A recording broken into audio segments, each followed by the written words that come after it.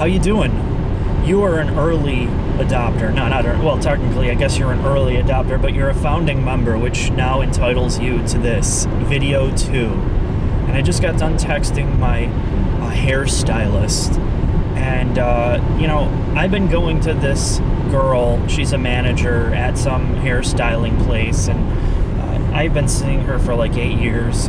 She was probably like 19 when I first started seeing her, and now she still does the same job, and I still come to see her despite my hairline receding to the point of almost stupidity. But anyway, that's what I just got done doing, and I'm talking about the VW review more in detail, and I just want to say straight up that I would not likely ever buy a Volkswagen because of the nonsense that they went through, and it's indicative of our modern culture of business. Really, it hurt them and it hurt the industry as a whole, but mostly all their problems hurt the consumer, and that's why I'm so jaded with so many of these big businesses that are out just for maximum profits. Now, the other side of VW, one of the reasons why I'm jaded and Scott is after seeing customers come in with a car that has, for some example, as low as 30,000 miles, still under warranty. They come in with misfires or hard starts, or they don't start at all. You scope them and you find out they have so much carbon built up on them on the intake side that you can't get proper spark. It just can't get proper air. Fuel ratios are messed up. They take it to the dealership under warranty, and VW denies their claims because they claim that carbon buildup is now a maintenance item due to engine design. And to me, and I think a lot of other people that have been around, you understand what a crock of shit that is.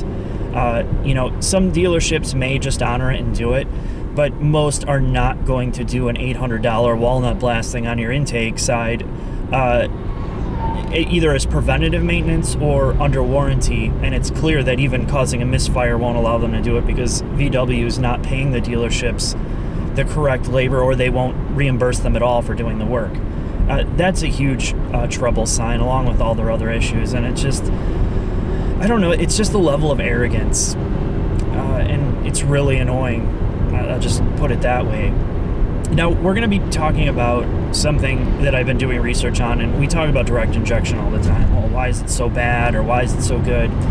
And I'm going to be doing a video with Scott that's going to be kind of public, talking about how this push for modern regulations to meet these high number of fuel economy numbers, meeting these crazy emission standards, has forced manufacturers to accelerate development.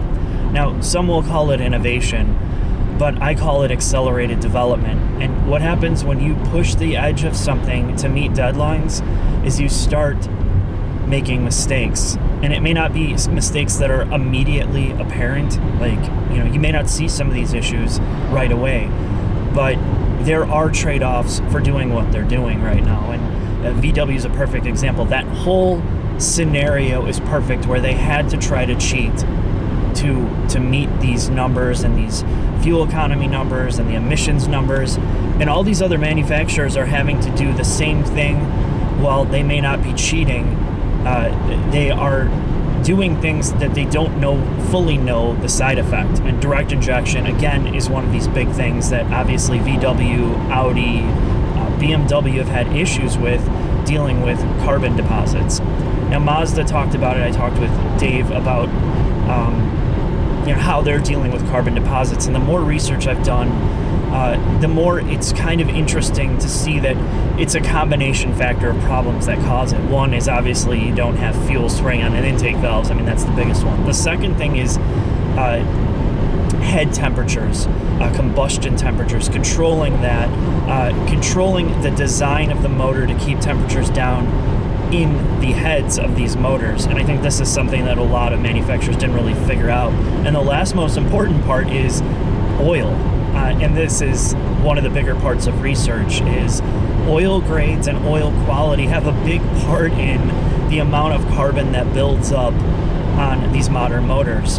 And it has a lot to do with oil misting at certain temperatures, oil gets into the combustion process. There's blow by, and oil turns into a vapor, or oil has what they call cavitation, when you get air inside the oil. And what this does is it aids in baking on oil to metal parts. And if you don't manage temperature, if you're not using the right oil, it makes it worse and worse. So again, I want to do a video about that, kind of talking about it and talking to some industry people about how, if you have a direct injection car, how you can kind of help alleviate some of the issues, where maybe you can go 60,000 miles without really doing a maintenance instead of 30, and it's not as bad. Again, this is stuff that I'm thinking about and that's coming up.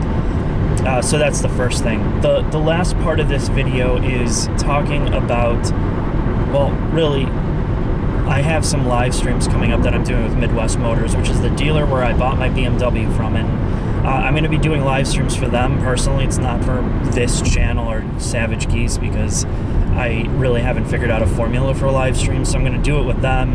And I'm also going to start getting cars from them to do videos in the spring and summer, which will give me some really cool, weird, esoteric, exotic cars to do kind of short reviews on. So that's kind of a line into that.